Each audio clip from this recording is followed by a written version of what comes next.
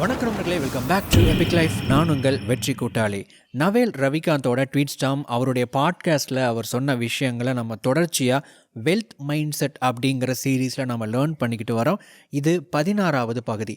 இந்த பகுதியில் அவர் சொன்ன முக்கியமான ஒரு 3 விஷயங்களை பற்றி நம்ம பார்க்க போகிறோம். முதலாவது, அவர் ஒரு ட்வீட் பண்ணியிருந்தார். Apply specific knowledge with leverage and eventually you will get what you deserve. நீங்கள் உங்களுடைய பிரத்யேகமான அறிவை பயன்படுத்திக்கிட்டே இருங்க, லேவரேஜையும் பயன்படுத்துங்க. நீங்கள் இப்படி தொடர்ச்சியாக பயணிச்சுக்கிட்டே இருந்தீங்க அப்படின்னா நீங்கள் எதுக்கு தகுதியுடையவங்களாக இருக்கிறீங்களோ அது உங்களை சேரும், அல்லது நீங்கள் அதை அடைவீங்க அப்படின்னு சொல்கிறாரு.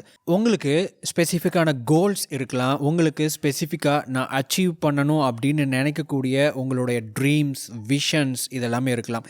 இதையெல்லாம் நீங்கள் அச்சீவ் பண்ணணும் அப்படின்னா அதற்கு நீங்கள் செயல்படுத்த வேண்டிய சில விஷயங்கள் என்ன அப்படிங்கிறத தான் நவேல் ரவிகாந்த் சொல்கிற கருத்துக்களிலிருந்து முக்கியமான சில 3 டேக்அவேஸை நம்ம பார்க்க போகிறோம்.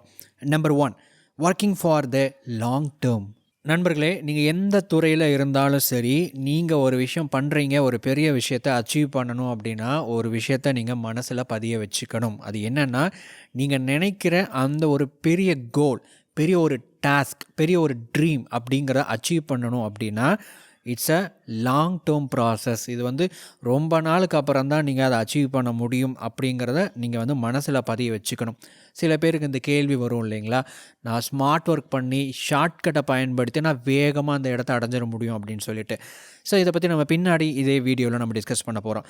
சரி, சில பேர் பார்த்தீங்க அப்படின்னா காலேஜ் படிப்பாங்க. காலேஜ் படித்து முடித்ததுக்கப்புறம் ஒரு ஜாபுக்குள்ளே போவாங்க. ஸோ அவங்க என்ன நினச்சிக்கிட்டு இருப்பாங்க அப்படின்னா, ஓகே, நான் லேர்ன் பண்ண வேண்டிய விஷயத்தையெல்லாம் நான் லேர்ன் பண்ணிக்கிட்டேன், காலேஜ் முடிச்சுட்டேன், என் கையில் ஒரு டிகிரி வாங்கியாச்சு, அதுக்கப்புறம் நான் ஒரு ஜாபுக்குள்ளே போகிறேன், நான் ஒரு பெரிய ஆளாக போகிறேன் அப்படின்னு சொல்லிட்டு ஒரு மைண்ட் செட்டில் இருப்பாங்க.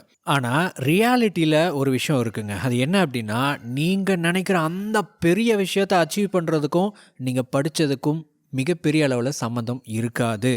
இன்டைரக்டாவோ அல்லது அதனுடைய பேசிக்கான விஷயத்தையோ நீங்கள் லேர்ன் பண்ணியிருக்கலாம். இதை தாண்டி இதுக்கப்புறம் தான் நீங்கள் லேர்ன் பண்ண போகிறீங்க. So it's a long term process. ஒரு 4 வருஷம் 5 வருஷத்துலேயே நீங்கள் சக்ஸஸ்ஃபுல் ஆகிறதுக்கான எல்லா விஷயத்தையும் உள்ளடக்கின ஒரு எஜுகேஷன் பேக்கேஜை நீங்கள் ரிசீவ் பண்ணுன்னு நினைக்கவே கூடாது. அதுக்கப்புறம் தான் உங்களுடைய ரியல் எஜுகேஷன் ஸ்டார்ட் ஆக போகுது.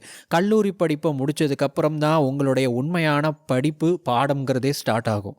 ஸோ பேசிக்காக அந்த எஜுகேஷன் அப்படிங்கிறதெல்லாம் முடிச்சுட்டு ஒரு நபர் செல்ஃப் எஜுகேஷன் அப்படிங்கிற ஒரு விஷயத்துக்குள்ளே போகணும். சுயமாக நிறையா விஷயங்களை கற்றுக்க ஆரம்பிக்கணும், நிறையா விஷயங்களை எக்ஸ்பிரிமெண்ட் பண்ணணும், அதுக்கப்புறம் எக்ஸ்பீரியன்ஸ் பண்ணணும்.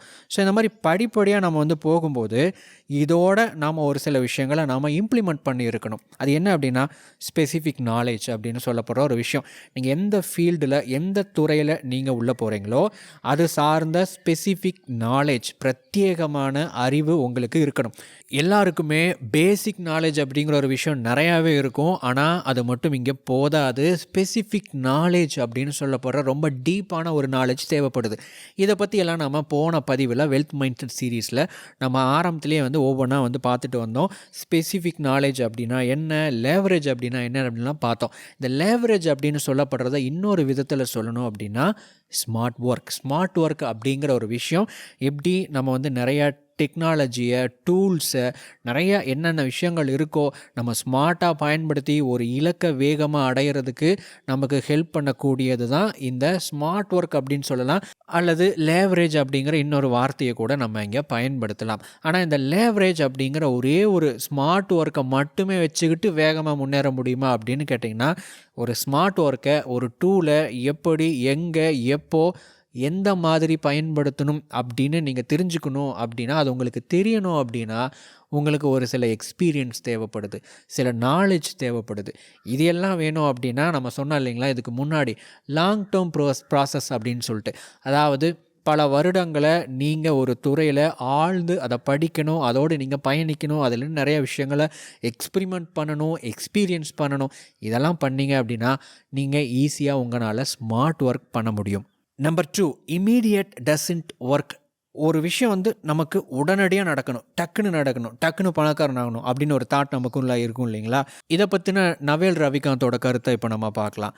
ஒரு முறை சார்லி மங்கர் கிட்ட ஒருத்தர் இப்படி ஒரு கேள்வி கேட்டாராம். சார்லி மங்கர் வாரன் பஃபட்டோட வலது கை அப்படின்னு கூட சொல்லலாம். அந்த அளவுக்கு இவங்க 2 பேருமே ஒரு க்ளோஸான ஃப்ரெண்ட்ஸ் அண்ட் பார்ட்னர்ஸ்.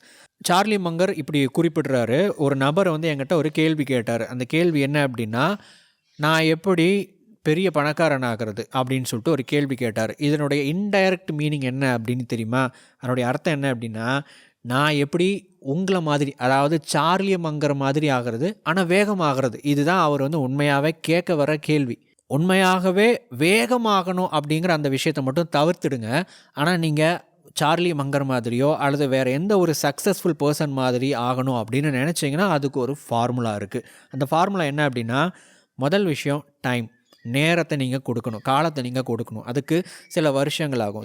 அந்த காலகட்டத்தை நீங்கள் அனுமதிக்கணும். எத்தனை வருஷங்கள் தேவைப்படுதோ அது ஒவ்வொருத்தங்களுக்கும் வேறுபடும். அந்த காலத்தை நீங்கள் அனுமதிக்கணும். அந்த காலம் வரைக்கும் ஒரு துறையில் நீங்கள் ஊறணும். அந்த அளவுக்கு அந்த டைமை நீங்கள் கொடுக்கணும். ரெண்டாவது, அதோடு நீங்கள் வந்து உங்களுடைய ஒரு சரியான ஒரு பொசிஷனில் நீங்கள் உங்களை வச்சுக்கணும். என்ன அந்த பொசிஷன் அப்படின்னா என்ன அப்படின்னு நீங்கள் கேட்டிங்கன்னா, பொசிஷன் அப்படிங்கிறது நீங்கள் தொடர்ச்சியாக லேர்ன் பண்ணிக்கிட்டே படிப்படியாக வளர்ந்துக்கிட்டே போகிற மாதிரியான உங்களை நீங்கள் நிலைப்படுத்திக்கணும், பொசிஷன் பண்ணிக்கணும்.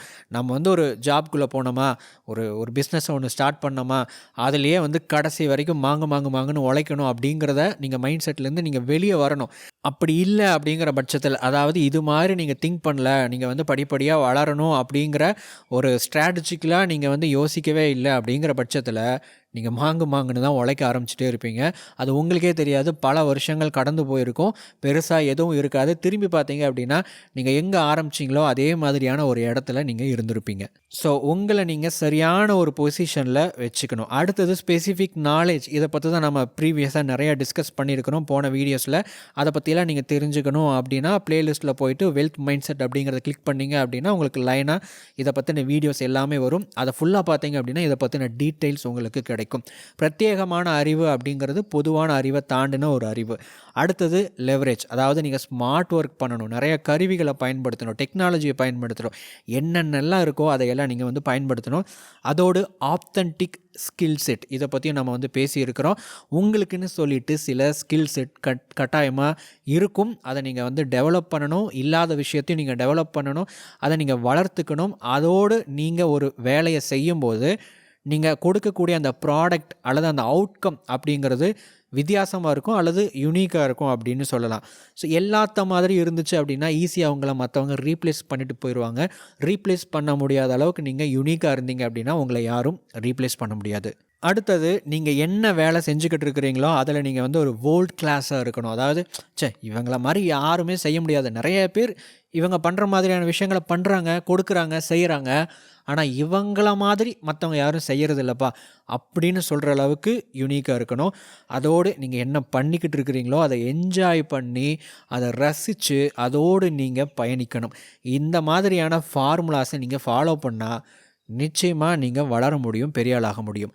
Number 3, what are you really good at that the market values. இப்போது இங்கே 2 விஷயங்கள் இருக்குங்க. முதலாவது என்ன அப்படின்னா, நீங்கள் எந்த பர்டிகுலர் விஷயத்தை பெஸ்ட்டாக பண்ணுறீங்க, ரொம்ப நல்லா பண்ணுறீங்க. அது வந்து நீங்கள் கொடுக்கக்கூடிய எந்த ஒரு ப்ராடக்டாக இருக்கலாம், சர்வீஸாக இருக்கலாம், நீங்கள் எதை வேணாலும் க்ரியேட் பண்ணலாம். நீங்கள் அதில் பெஸ்ட்டாக இருக்கணும், 1. 2வது, நீங்கள் கொடுக்குற அந்த விஷயத்தில் எந்த அளவுக்கு மார்க்கெட், அதாவது சந்தை அல்லது மக்கள் அதுக்கு வந்து மதிப்பு கொடுக்குறாங்க, வேல்யூ கொடுக்குறாங்க.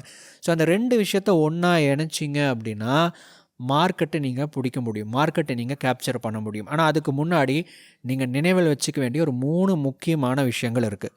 முதலாவது என்ன அப்படின்னா, உங்களால் தி பெஸ்ட் ப்ராடக்ட் அப்படின்னு சொல்லப்படுற ஒரு ப்ராடக்டை நீங்கள் உருவாக்கவே முடியாது. ஏன்னா மார்க்கெட், சந்தை அப்படிங்கிறது மக்கள் அப்படிங்கிற ஒரு மிகப்பெரிய ஒரு கூட்டத்தினுடைய ஒரு வடிவமைப்பு தான் அந்த மார்க்கெட், சந்தை அப்படிங்கிறது.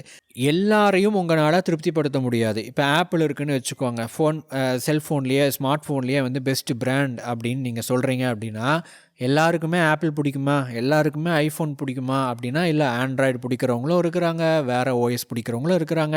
ஸோ இல்லையா, இது வந்து ஒரு மார்க்கெட் அப்படிங்கிறது வந்து ஓகே இதுதான்ப்பா பெஸ்ட்டு, இது வந்து காம்ப்ரமைஸே கிடையாது, எல்லாரும் இதைத்தான் விரும்புகிறாங்க அப்படின்னு சொல்லக்கூடிய ஒரு ப்ராடக்ட் அப்படின்னு இது வரைக்கும் உருவாக்கப்பட்டதும் கிடையாது, உருவாக்க போவதும் கிடையாது.